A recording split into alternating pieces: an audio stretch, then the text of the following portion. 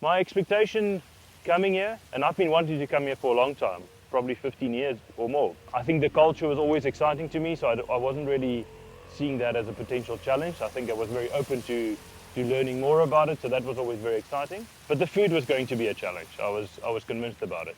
Fermented maize milk and mostly, animal intestines and stuff like that was always in the back of my mind.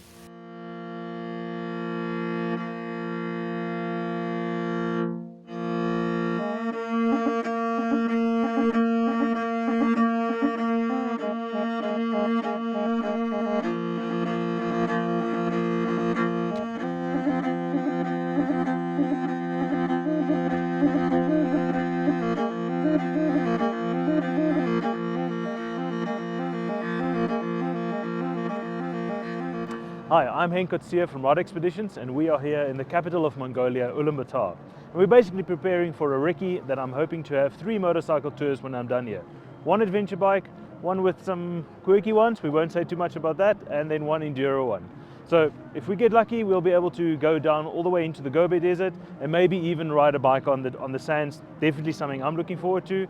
And then turn towards the central Mongolia, see some of the greenier stuff and maybe some of the lakes, and then even end up way up north where the Siberian forest ends. So super excited to get this recce on the go.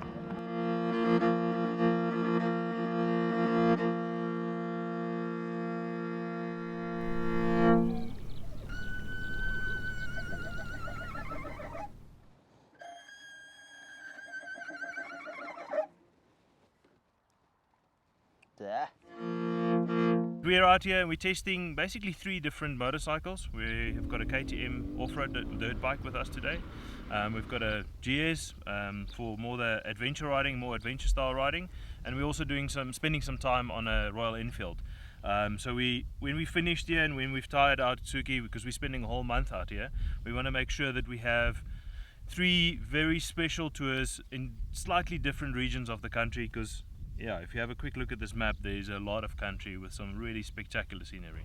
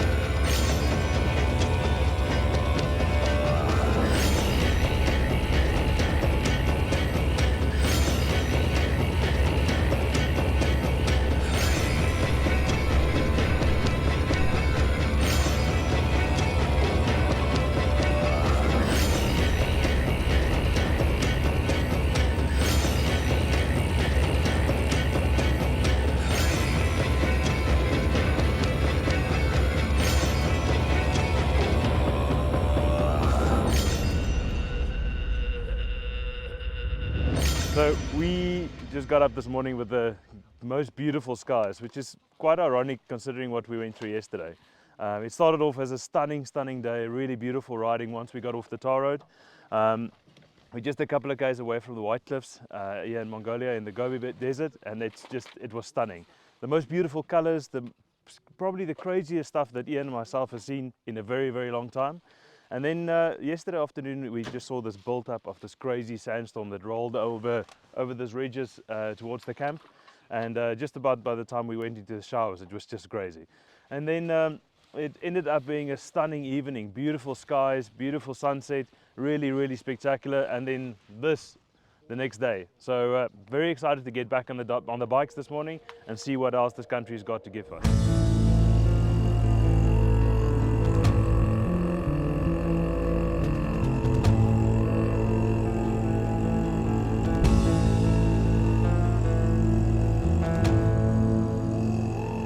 We were fortunate enough to just basically use this road where this nomadic family is busy shearing their camels so they're taking all the winter wool off them, and then they're going to move on to a summer camp. But they are quirky looking animals. Yeah, I don't trust you. You look like a spitter. Oh, Captain Fluff. So apparently these guys get paid about $4 per kilogram, and one of these big camels give you about 7 kgs. So definitely a lucrative exercise today. I'm going to keep standing here until one spits at me. Weeping camel. It's so That noise. I must try and remember that. Oh, shame. Yeah, it sounds like he's crying, doesn't it? When you get really stuck into the sticks, very remote areas, even more remote than this little area that we're in now, the accommodation is a lot more basic. But even there, the food is great. The people are always friendly. Even the English is not the biggest challenge. We had Suki with us, which is just a great person to have with us, and he was a really good guide. Made our lives so easy in this country, and having that local interaction, somebody that could speak the local language and speak to people, and get those little tidbits that you don't find. So I love my job about always meeting new friends, the people from all over the world, all different characters. It's very interesting, and they show them how Mongolian tradition and the costume and the throat singing, wrestling, and Mongolian stuff.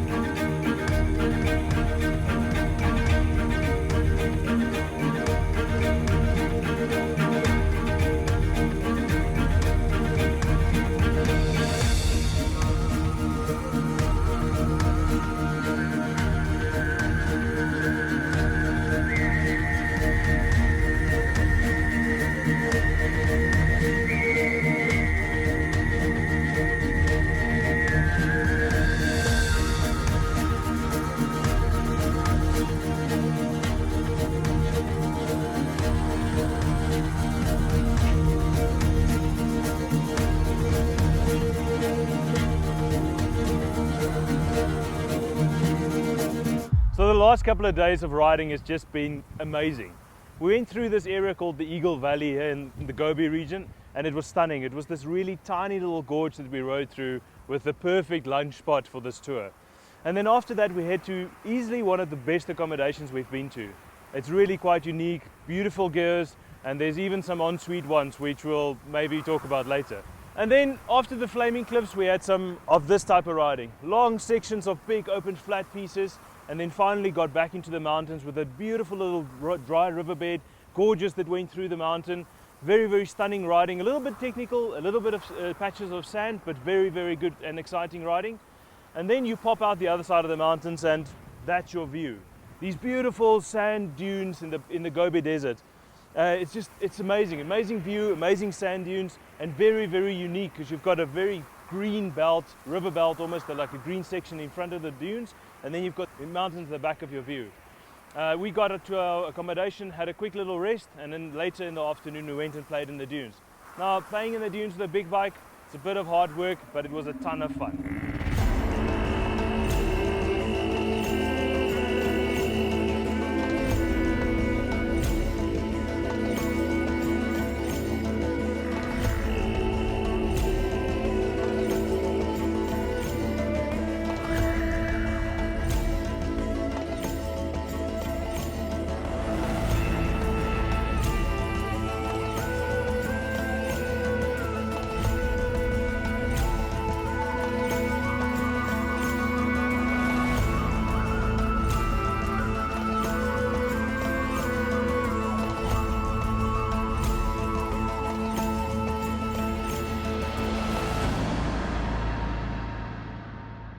So Suki, tell me what are we looking at, and just give me a bit of a history of why is these ruins here?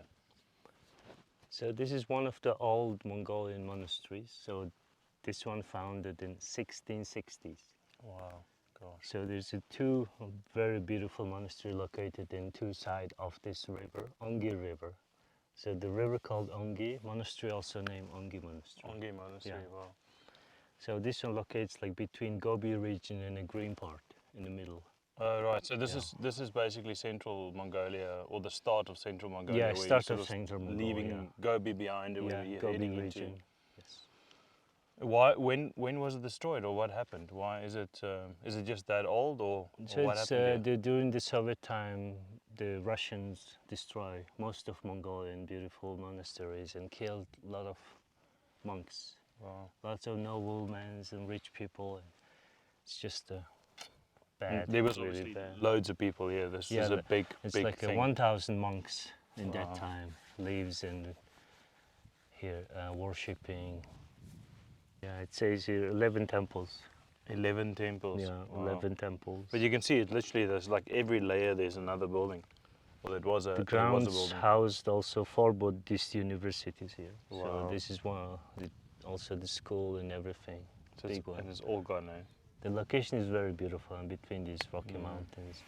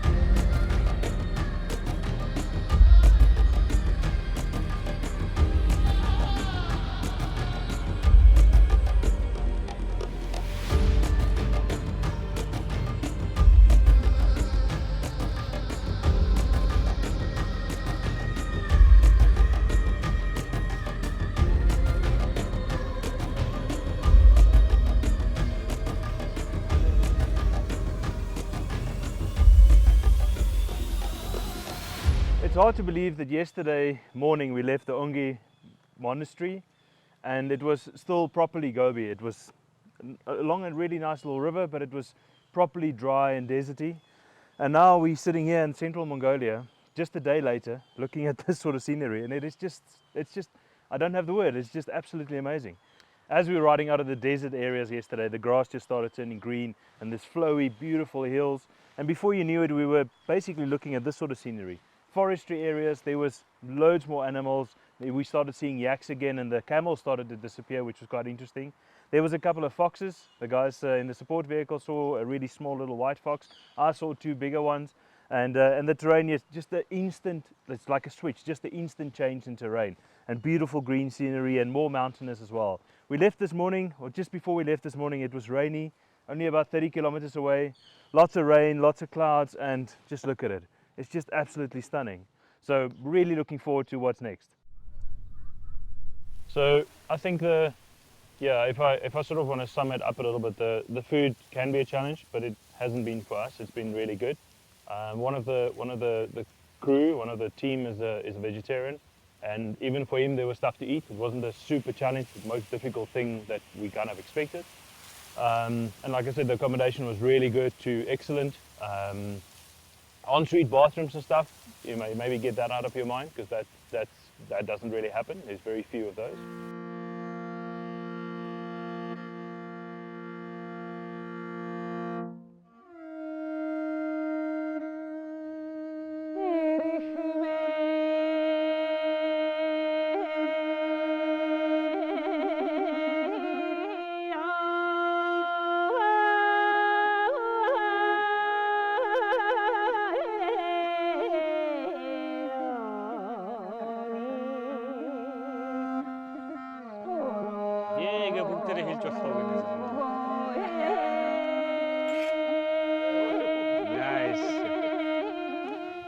Suki, tell me, what's the significance of all the stupas on top of the fence? Like the border is full of them. So there's a 108 stupas all around the fence. So 108 is very significant number for Buddhist religion. Okay.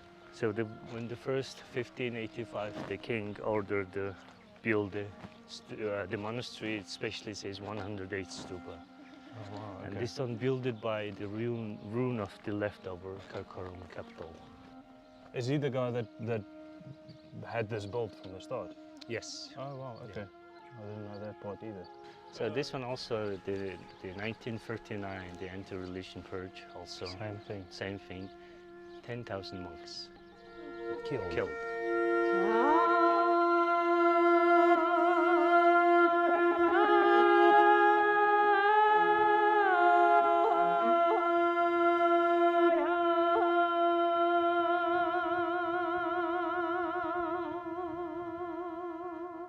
Large sections of this country is it's a little bit sort of mind-blowing because if you go down to the Gobe and even towards the central parts of Mongolia before you get into the more mountainous areas, it really is, from a motorcycle point of view, complete and utter freedom.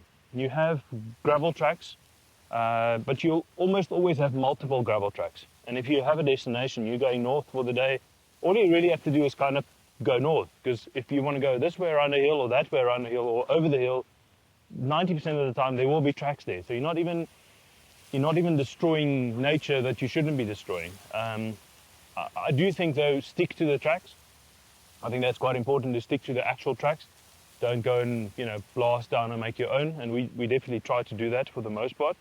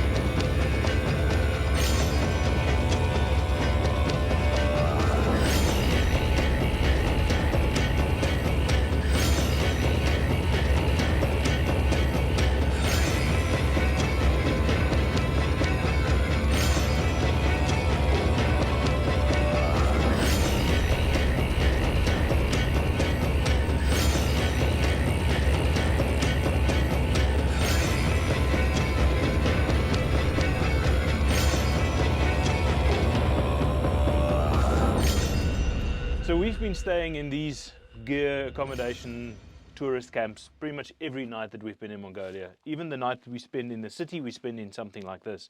We just thought it would be fitting to have a quick little in-depth look of the gear, how they made, what they put together with, and our legendary guide over here, Suki, is going to give us a little bit of a breakdown of how these gears are put together. So, Suki, give us an idea of, if there's different sizes of these things, how are they put together, and the materials that's used in most of them. So we are staying here 5-wall gear. This is most common size. Most of the people lives in 5-wall gear. There's more 8, 6, and 12-wall gear. So more walls, bigger gear, more basically. walls bigger. So you can see the wall size, like the visual, the connects here. First wall comes from the door. So that's the here. trellis piece, basically, Yes. what you're referring to. Yeah. Okay. So this one is 5 sections. Wall gear, 5 different pieces of wall. Okay. And then the roofs, these sections of the roof, you've said to me as well that they pretty much specific numbers. So this 5-wall gear have this 81 sticks all around. These ones over Yeah, here. 81 sticks. So wooden structure and then felt made by sheep wool. Okay. Oh. The felt is quite interesting. You've explained that to us before, but that's literally the traditional felt is literally handmade with sheep's wool. Handmade with compacted by the horse dragging the roll. Compacted. I love that story. It's brilliant. Okay, and then if we look at these little sticks, as you call them, so they look like they've all been tied each one at a time. Is it something that you physically have to tie one at a time? Yes, or one at a time, And they basically just put assembled. So what would you do? You would put the walls up first, So then the yeah, sticks. the walls first, then the door, and then these two columns, and then the roof, the window, and then Alright. someone is holding these two columns in the middle, Okay. and then the other two or three guys they put four sticks on the Just four to side give it first. structure. Four Okay. side first, and then they tied on the four side these ropes. So one of the other things you were talking about 5-wall and 8-wall and 12-wall gears, and that's basically referring to the obviously the wall, the trellis-looking thing around us. How is that held together? Because there's different individual sections which makes up the 5 or however, but then they seem to have nails or something in them that So holds their pieces together. This thing they holds together is a camel skin. So camel skin is really tough. The dried one. Oh, I mean, this is not an Yeah. actual nail. It's literally a Yeah. piece of leather that's tied on both Camel sides. leather. Yeah. Which is quite interesting because the camel leather also came up with the bow hunting Yeah, guys. the or bow. bow They guys traditionally they made a bow with the camel skin. with the camel skin as well. String. Wow. I mean, talking about the stove, and on a really nice rainy day like today, I think we might as well light the stove and Yeah. get it all heated up in here today.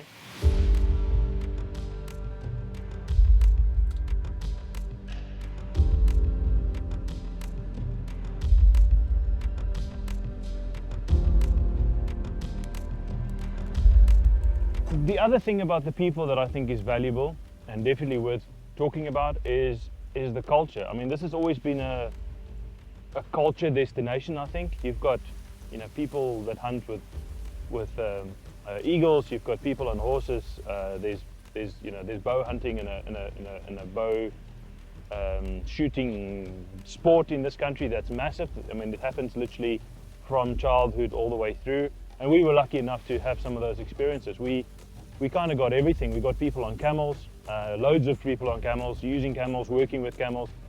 We even got lucky enough to stop at a little local nomad family that was physically shearing their camels and selling the wool or the camel hair. So that was great. I think the closest thing to a set-up tourist scenario was probably the reindeer people. But getting to the actual reindeer people is very difficult. You know, that's a whole tour. You have to get on a horse or helicopter if you're lucky enough and actually go into the forest to even get to them. Do you know how many of the reindeer people still live out here in the forest? Maybe about 300. So 300 kilometers away from you know?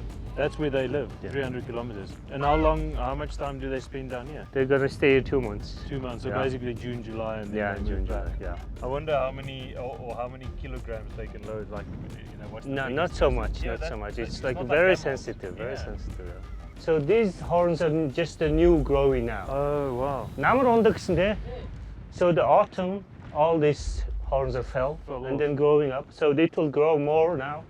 Wow. So that's why it's all the bloodlines inside. Yeah. So if So you you touch don't it, touch must it. be, Yeah, it's like, very, soft and very smooth, like sensitive. standard. Yeah. This is all the yak horn, you know, the cups. This is like a shot glass, but I don't know. People say that it's a shot. I'm not sure. It's like a vodka Yeah. shot.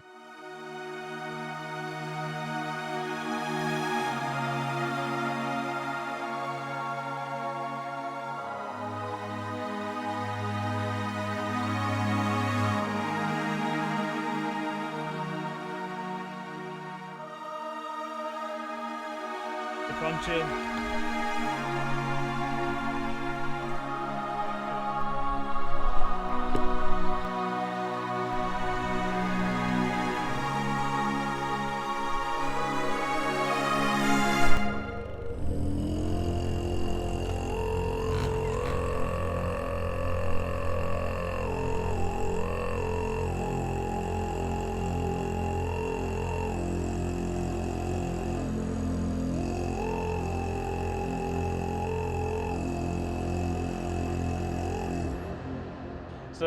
So Suki, where are we now? I mean, we've been back to the capital and we've left the capital again. So what part of Mongolia are we in So now? now we are in Far East Mongolia, most eastern province called Dornot, the center called Chobasan. Choibasang. That's the Choibasang. town that we're in. Yes, Chobasan Okay. town. And this town is quite a fascinating one. As you can see behind us, there's a war memorial here. Just give us a short little breakdown of the history. Why is it here and what happened? So the war memorial, there's a war happened in the eastern Mongolian border region called Khalkhol. So 1939, the Soviet and the Japanese war happened in Mongolian supports, and then the Mongolia and Soviet win Against that the war, Japanese at the time. Yes, Okay. yeah. So around 10,000 people died, so like half of it Mongolians. So this is the memorial for all the heroes. Oh, well, all the Mongolians that took part in the Yes, war, basically. yeah. It's quite interesting because the two tanks or the two armored vehicles here Yeah. on either side is also from the Soviet era, and they've actually still got their red star on them, which is fascinating. And as far as I understand, the statue was actually brought through from Russia as well. Yeah, brought through from Russia. They made in Russia and brought through. There's obviously quite a lot of Soviet history in Mongolia as a whole, but what's quite interesting in this town specifically is there's very obvious Soviet feel to the town. Lots of the buildings, and even interestingly enough, not really the same as the rest of the country, but interestingly enough in this town, a lot of the new buildings still have that Soviet sort of building style. So they're really sort of keeping it that way. I don't know if it's deliberate, but it sure feels like there's a lot of Soviet history and just a lot of history in general in this region that we're in now. She's a very good sales lady, this one. Very good. Thank you. Bye. In winter, She's so good. Yeah. Really good sales lady. So this is Genghis's birthplace. Yeah. Rock on the hill. Genghis birthplace, Delum Bolduk. Loom Balduk? Delum, D starts with Delum Bolduk. The Loom Balduk. What is that? What is that? Is that just what the This area is is called? the place name, this place name. So it's throwing wheat on the. What is it? This is not a stupa. So what would you call this? We call ovo. Oval, which is basically like a monument, I suppose. Yeah, yeah. Inscription. What is that? What does it say on the rock? It says the Genghis Khan, 1162, in the summertime, he born in here. He was born in here. Okay. So Mongolia trying to reintroduce this old script because now our official script is Cyrillic. Cyrillic, We're yeah. using Cyrillic one, yeah. Yeah, which is from the Soviet times. Yes, that from that was Soviet brought into. times. So trying to reintroduce this old script again. And some people can read and write, some people not. Yesterday we had a spectacular day again. We were extremely close to the Chinese border. Well, kind of as close as you can get without a permit at least. And then as we were leaving this little town that we stayed in, there was a local group of children and some professional archers just practicing for this Nadam festival that's coming later in this month. So we just popped in to have a quick little look, and they were phenomenal. They were so inviting and friendly. We eventually ended up, having a proper class because we needed it, and I actually got to shoot some arrows myself, practice arrows, and it was really cool, really amazing, friendly, and just open and inviting people is the best way to put it. And from there we made our way out of town, on our way to go and have a look at a natural reserve or a nature reserve where these beautiful grasslands with the whitetail gazelles. It's a spectacular area, big beautiful grass fields, flowy grass fields. It's just so stunning. And we actually got lucky and we got a couple of small herds of these antelope that we actually managed to see. So special day as has been every day. And at the moment we just got here to Genghis Khan's birthplace. So the big old rock with a couple of sticks, which looks a little bit Buddhist to me, but I think it's a local mixture of Buddhist and shaman religion and traditions. But what a stunning place. I mean, this country has just got so much to offer. It's endless. Every day it just keeps giving.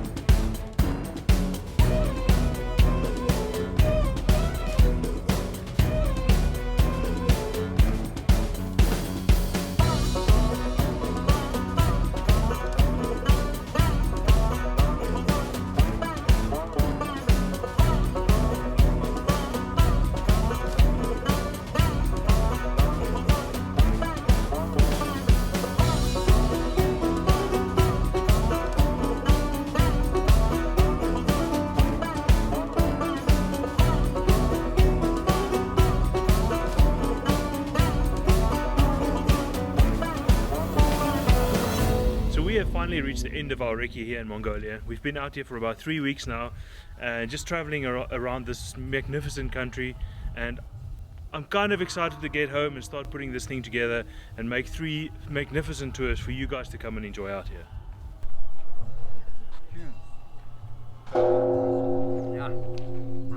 He's been here 23 years.